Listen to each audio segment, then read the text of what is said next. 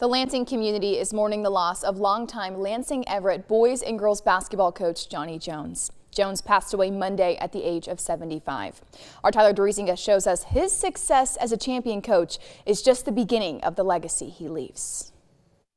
In the Lansing Everett gym, there are 4 basketball state championship banners. 3 of them were won by teams coached by Johnny Jones. Back-to-back girls basketball state titles in 2000 and 2001. And on the opposite wall, a banner for a boys state title in 2004. Jones led the way for some of the most memorable chapters of Everett basketball's storied history. But even more lasting than these championship memories is the impact he had on generations of kids in Lansing. It was always about the kids. It was never about himself. And that's the thing that was stilled into, from mom and dad that, hey, when you do something, you do it to your fullest, but it's not about you. It's about the kids. Coach Jones was not only a coach, he was a mentor, a father figure.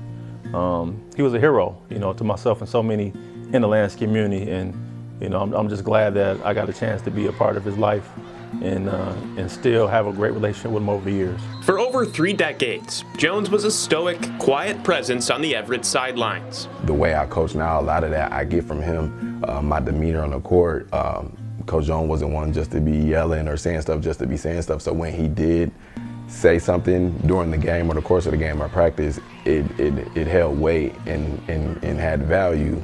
Jones held kids accountable and valued discipline. If you didn't have a father figure, you ended up with one when you had my brother as a coach. Well, he had the support of everybody.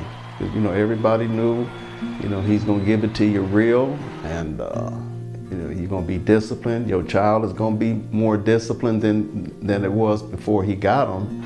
And I just think the respect that everybody had for him. He was always calm and composed. Your players can tell when you're mad. They said they can't tell when you're really happy or excited.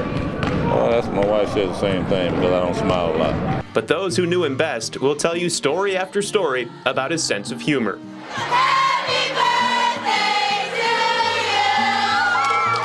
to you! Sexton was our rivals. A lot of our friends went to Sexton, and so the Everett and Sexton game was, everybody was going to be dressed nice and everybody was going to come out. So he would say, he would make funny like, oh, I got to go get my hair cut. He just had that little patch of hair. He's like, I got to get my hair done for the Sexton game. At every turn, Jones made sure the focus stayed on the kids. His players would have to beg him to take part in team photos, and he refused individual induction into the Greater Lansing Area Sports Hall of Fame. Even in trophy presentations and stuff, he would never go out there and take the trophy with the team.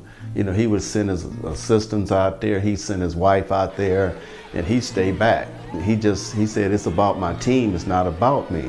For Jones, the reward was seeing kids be successful, and he continued to support students long after they graduated. When I started Moneyball Sportswear in 2002, and we started doing uniforms, he was the first coach and first person in the area to get uniforms from us. And he had a great relationship with a previous vendor, but because he wanted to support what we did, we ended up doing uniforms for Everett and then other schools around. Jones was so much more than a successful basketball coach in this city. He was a man who spoke with his actions, coming alongside kids day after day, year after year, to teach, mentor, and support.